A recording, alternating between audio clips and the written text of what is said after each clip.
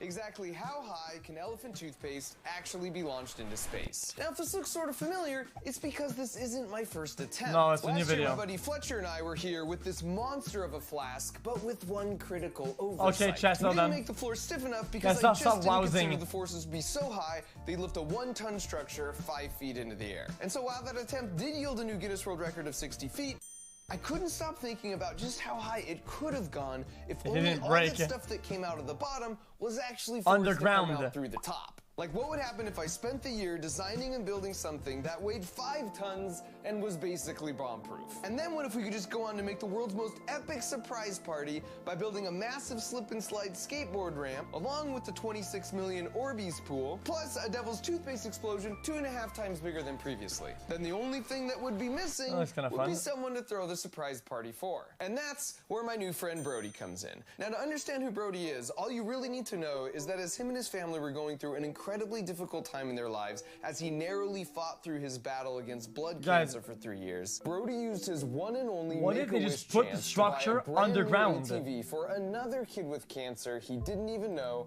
when he heard that kid had his ATV stolen. By the way, I told my friend Mr. Beast this story, and he had some thoughts on what we should do about this situation. So now we had a plan. Right. Why even risk the chance that you're gonna lose energy when it's going to boom to the side when you go underground instead, and there's like none because there's too much weight and pressure on the sides. Definitely deserved the world's most epic surprise party. It was time to return to my buddy Dale's walnut farm in the small town of Gridley, California, and get to work. And while I'd love to take credit for single-handedly digging out the entire Orbeez pit, the truth was, as word got out about Brody's story, the good people of Gridley came out to help in droves. So Arnie, who's been operating a backhoe for 60 years, volunteered to dig the Orbeez pool, while Dave, the town master carpenter, started working on the skateboard ramp. I even harnessed some child labor to prep the Devil's Toothpaste troughs, although it sort of backfired when they began to protest against their harsh working conditions. Which just left my nemesis, the giant elephant's toothpaste flask. And this time, I was taking no chances, and so for the painting on the wood with your hand, that sounds like which would be attached to the flask with 3/4-inch bolts with a total clamping force of 80 tons. And then instead of a structure made of 2x4s, the plan was to use 5 tons of steel, all fused together by the town welder Jeff. On top of that, we designed the flask. My prediction is that it'll still find a way to break it. Was a 20-second build montage to get it all done.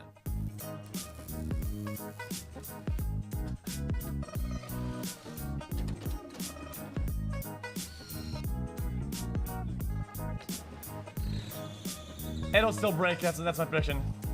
Somehow.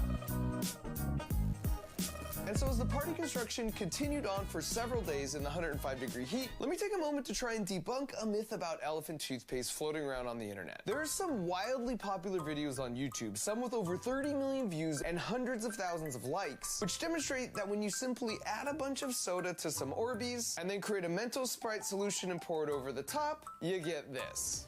Which is pretty impressive. Look at that. This also works with Mentos? Why didn't Mark Rober tell us? Why does that look fake for for some reason? Break his record. True. Now, I had a slightly different hypothesis, maybe which was that these guys were faking the science and lying to people for YouTube views. So as firm believers in the scientific method, Science Bob and I tested that. Oh, it is! And as it turns out, if you follow their exact methodology, then combine the mixtures and run real fast, exactly nothing happens. And even if you don't trust our demonstration, well then you're gonna have to explain how the balloon shadow somehow stops right here at the edge of the hole, and where these orange globs are splashing up from, and how the hole itself completely changes shape from this frame to this one once they've removed their layer mask. The way they actually did that is the same way elephant toothpaste is always made, and that's to mix the correct amounts of hydrogen peroxide, soap, and food coloring.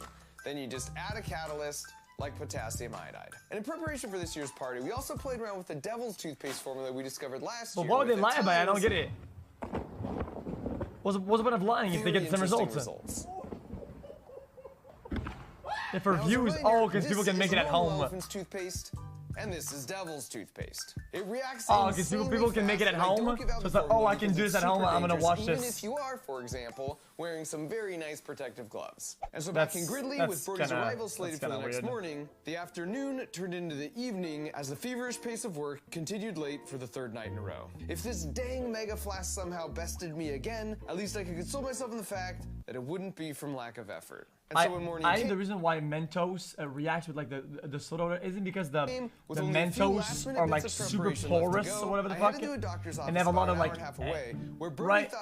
And with the thing, it does a day filled with medical tests. Yeah, dude. Okay, thank you. Yeah, Mentos.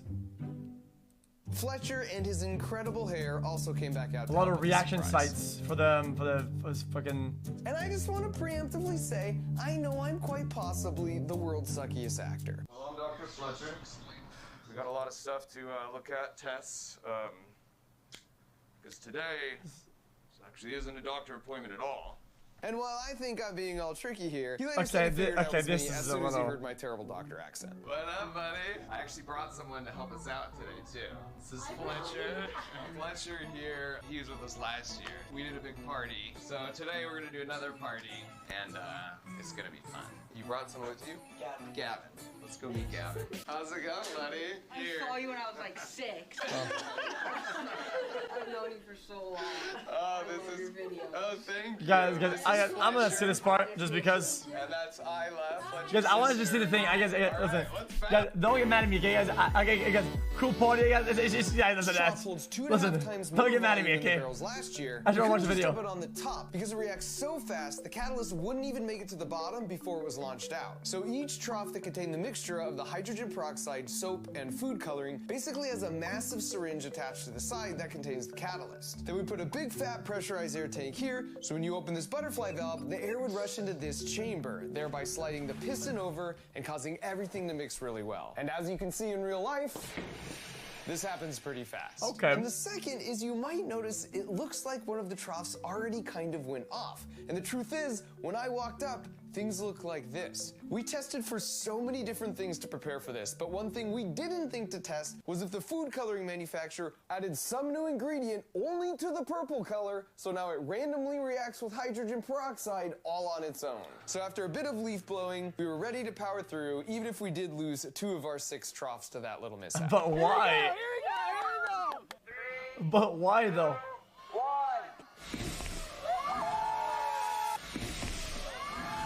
Oh, that's kind of cool.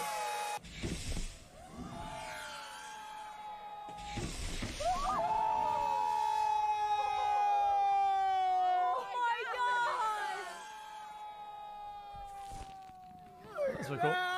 You can't even see it. Now clean it. Man, this chat, dude. Okay, guys, listen. Start with the bat chest spam Andes. Okay, not everything is bat chest. Chill out, dude.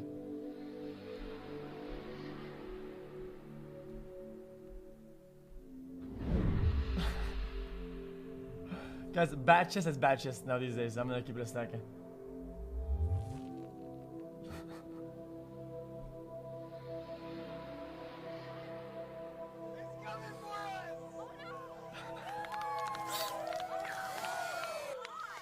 Check it out. Yes!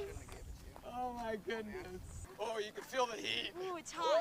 Fletcher, we have a camera. Go get the cameras. Where are they? They're right in the middle. I got it. Why did they make this in front of the house? Of all places, whenever. So while I helped clean up like a bona fide Ghostbuster, we had to get all hands on deck to prepare for the grand finale mega flask. Like last year, the idea was to start the reaction by having these troughs dump the catalyst into the hydrogen peroxide pool below. So That's chemicals had to be loaded in feeling. super carefully, because even if a small amount splashed out prematurely, we'd have an even more disastrous situation on our hands than with the purple food coloring. But Brody still had no idea that was coming, so we distracted him with a different surprise first, in the form of some quality time in 26 million orgies. Our engineering abilities, and dump the troughs. Wait, already?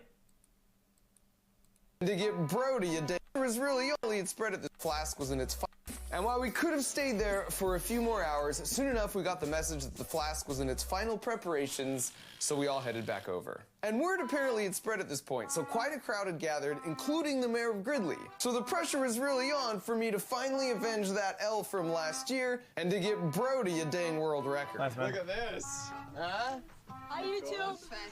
And so with that, all that was left now was to place all our hopes and dreams on It's our still gonna engineering break it abilities somehow. and dump the troughs. 5, 4, 3, 2, 1. Oh, I didn't.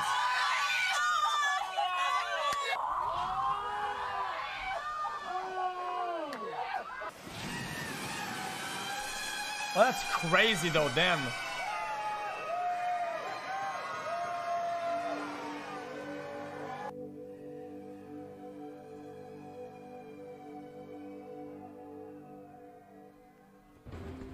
That's pretty crazy.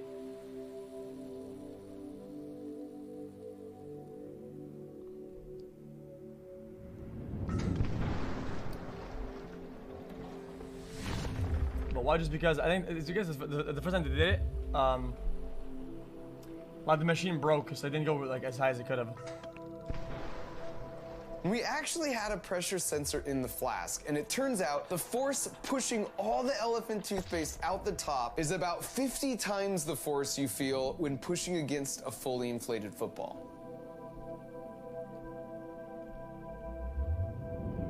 What if you were to sit on the hole before it did that? Would you get blasted in the air? Oh my god! Is it still going? Probably just kind of die, right?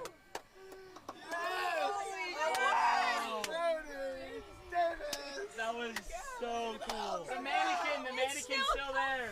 Wow.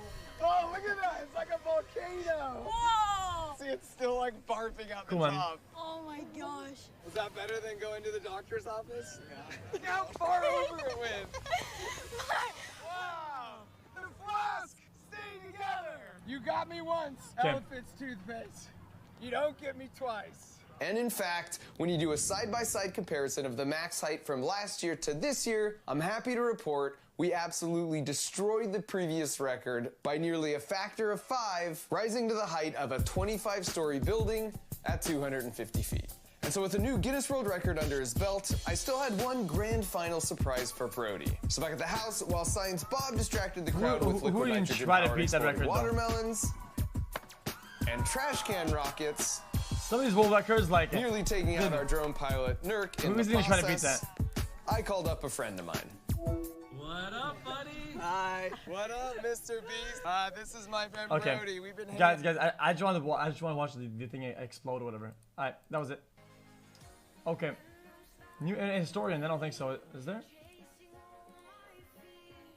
Do you know you've Okay.